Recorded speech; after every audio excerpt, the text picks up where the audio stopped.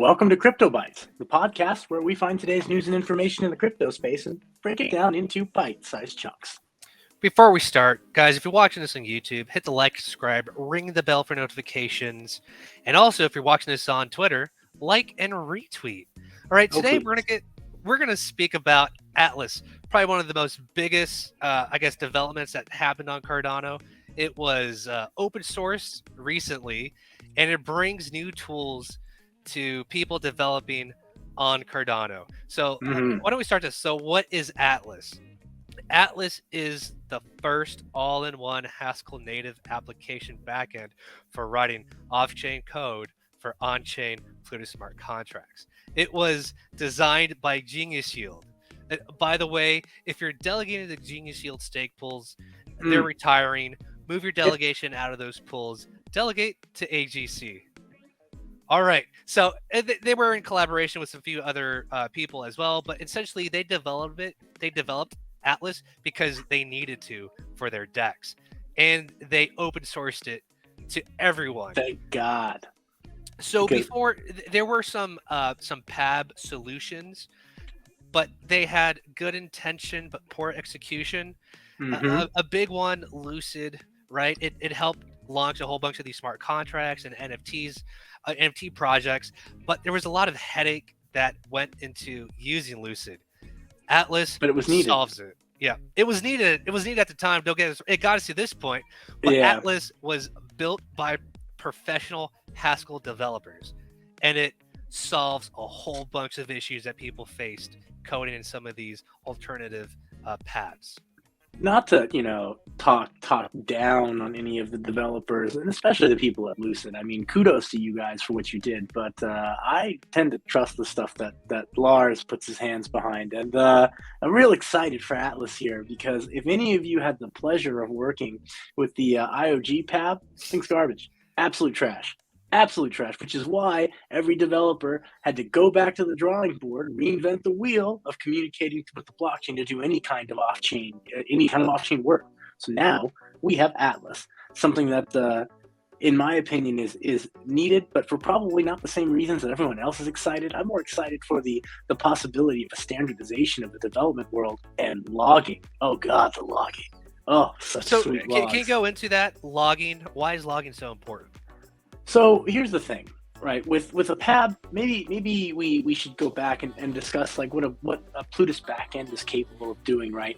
So there are essentially two types of interactions with the blockchain, right? You've got your on-chain interactions, and those are your smart contracts, basically, and you've got your Plutus code, and then you've got your off-chain kind of information that goes to the blockchain when you're doing a transaction. And this is querying the nodes, right? This is looking for transaction states, looking for wallet states, going in and balancing a transaction, going in, submitting it, signing that transaction, okay?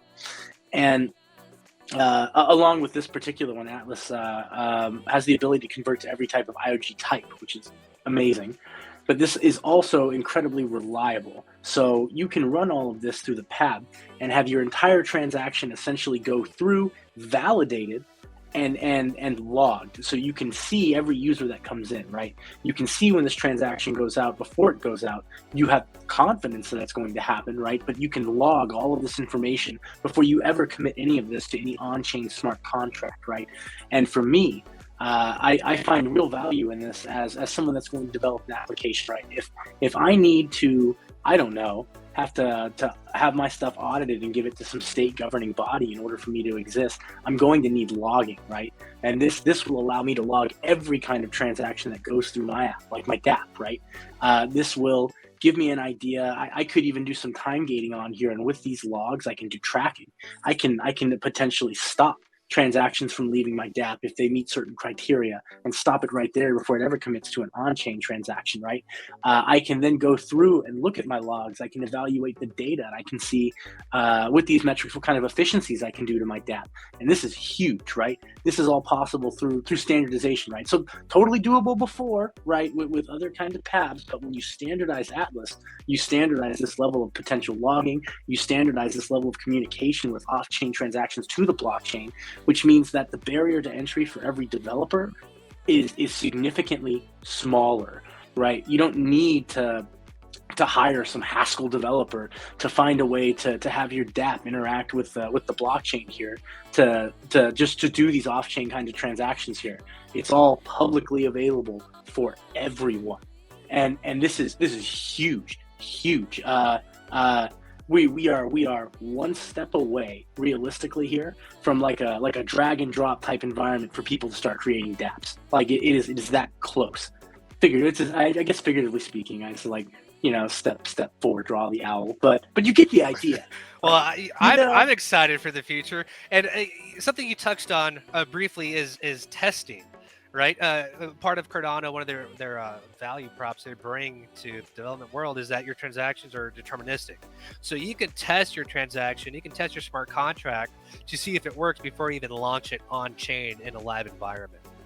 And this just goes to, well, when Cardano, its intention is for like financial transactions. So you want to make sure your transaction, your smart contract is going to do what it does, or how you think it's going to, how you wrote it. And here's an even better thing too, right? If any of you out there are following some of these other projects that exist on the Cardano ecosystem, we've got teams out there that are trying to find ways for you to interact with the blockchain to do your on-chain code even easier without having to fully understand Plutus, right? I'm thinking of stuff like Plutarch, Helios, and like Aiken. Aiken's super popular. You got a lot of dapps out there that are rewriting themselves into Aiken so that they can push smart contracts onto the ecosystem, right? Aiken works in conjunction with a dapp like this, right? So now you've got a more effective and easier to use on-chain, then you've got a more effective, easier to use off-chain. The dev world should be like coming up, should be rioting at this point with just excitement, like the Cardano ecosystem's about to grow. And for those of you who don't know, Aiken is a program that lets you compile any language, like let's say JavaScript, down into lambda calculus, and that essentially is what Plutus and Haskell is. It's lambda calculus. So you won't even need to know how to use or how to code in Haskell. You can code in whatever language you're more comfortable with, compile that into a lambda calculus smart contract, launch that on chain, and then use Atlas in conjunction with that to make sure that it actually works before you even go in a live environment. Exactly. So this makes it a lot easier for people to develop, and that's been the biggest gripe that everyone hears that's in the Cardano community. Cardano is too hard to code on. Well, this just removes a barrier, probably one of the biggest ones that people complain about. The bar to entry is so much lower now. It's crazy to think about, right? We call Cardano the turtle and everything, but all of this development, everything that's happening, it might be slow, but it's all super tested, it's all peer reviewed, and it works. It is just a matter of time before development has to come over here because of forces outside of their control. Namely, if you live in the United States, there's gonna be a day when the government's going to need to use a cryptocurrency, right? And it's all gonna come down to Cardano. This is speculation, but it's all going to come down to Cardano. Why? Because we have real governance, and we have real trackability on all of this, right? I can't really say that, but KYC might not be such a bad thing when it comes to certain areas of the Cardano ecosystem. Man, KYC is a four-letter word, man. I'm just saying, man, like it's I get really excited when I think of the future here. And with the barrier to entry being this low now, all it takes is the imagination and the right developer. I'm sure there are people out there that are salivating now because they really couldn't do anything. In all reality, Plutus and Haskell is not something that you pick up on a whim, right? And you'll find that most people that know Haskell, right, they always are like, oh yeah, I studied Haskell, I got that, and then their title always ends in like PhD. You feel me? Where it's, that's where it's kept, right? yeah, like in those university settings. No, but a lot of professionals use Haskell. Like doesn't like Facebook use Haskell? Some system engineers use Haskell when you need your code to be reliable and functional. It's because it's old and it's tried and true and it's super tedious, but it works. Better than COBOL. Let's not start fights here, man. All right. Well, I mean, I think we should wrap it up here. Atlas is the biggest thing to launch and be available to everyone on Cardano.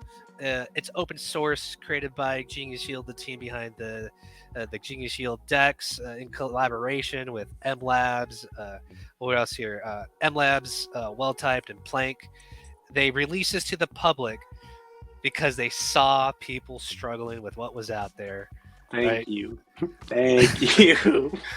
Thank you. And this lowers the barrier to entry for anyone outside the Cardano ecosystem. Now come in, start building on Cardano.